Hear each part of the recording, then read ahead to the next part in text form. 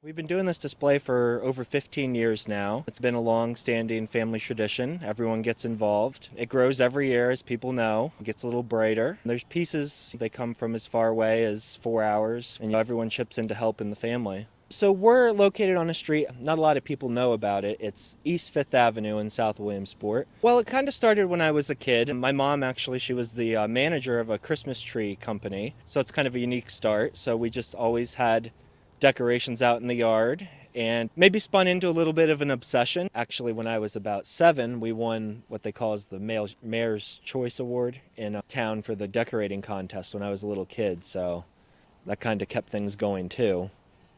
Now we've lost track. The count was 115 new pieces this year, but I think it's probably closer to 130. But I'd have to say maybe over 300, 350 different things in the yard. And I collect everything from the plastic blow molds that everyone knows to the different little statues that you can put out that are tinsel and all that.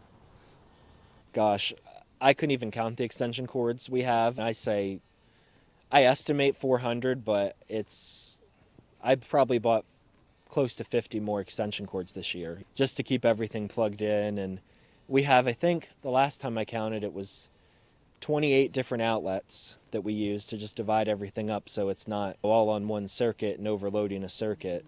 We're actually getting things around, getting everything in place from all the storage areas, at Halloween time. So getting it all around to the house.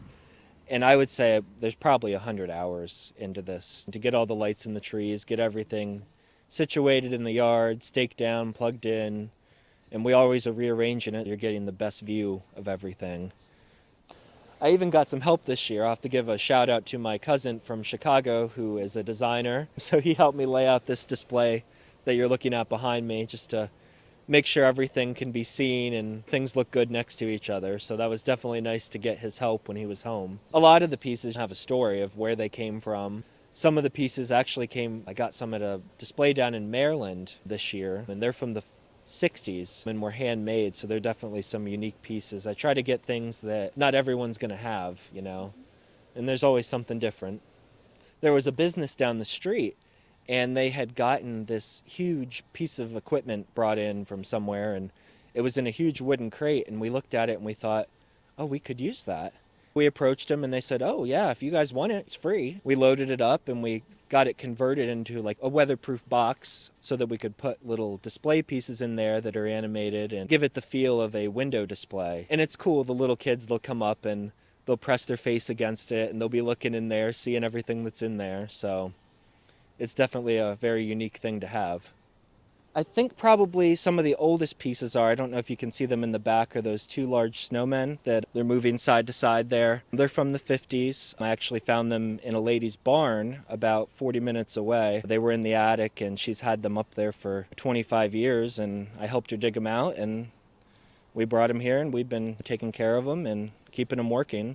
Last year was the first year we got a lot of people coming by because we had put a post out on Facebook just to let people know about the display, and I think it got around 300 shares. And the week after that, we had cars like in lines, and even the folks up at Candy Cane Lane, they actually come down and check out what we're doing. They are driving by as we're setting up, seeing what we got out and what's new. And yeah, we try to help each other out when we can and keep all the pieces local. We had actually a little girl last year. I heard someone get out of their car and I heard the door slam and someone ran up the sidewalk and I came to the door and I looked out and this little girl had left a little box of cookies and candy and a little handwritten note that said, thank you for putting out your lights and we really enjoy them. I used to think it was all for the kids, and then I had an elderly couple come up to me and say, we drive by your house every night. And we know when you guys put new pieces out, you're out there till Christmas Eve putting things out. Kind of gave us a different perspective on who all is getting to enjoy the display.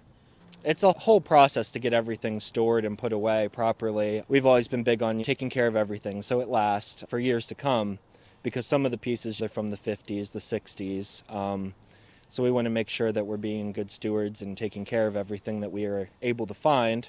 Nothing that we really leave up all year round. It's not easy taking it down either because we tend to always have that January wind and it's in your face and it feels even colder. So it takes a good 2 weeks to get everything down. I had to get up on the ladder this year, go up, 40, 50 feet in the air, and it's, why am I doing this? But then I think about my little niece and my nephew, and I know how much it means to them to come down here, and they love to run around and see all the new things, and I know all the kids drive by and like it too, so it's my way of giving back to the community, giving the kids something to look forward to. At UPMC, we're pioneering new ways to treat cancer, and we're working to prevent it. We're advancing new technology to look more closely at disease and helping you breathe easier. We perform the world's first heart-liver transplant, and we're experts at keeping your heart beating strong. We're a global team of more than 90,000, advancing care everywhere and delivering it closer to you. UPMC, life-changing medicine.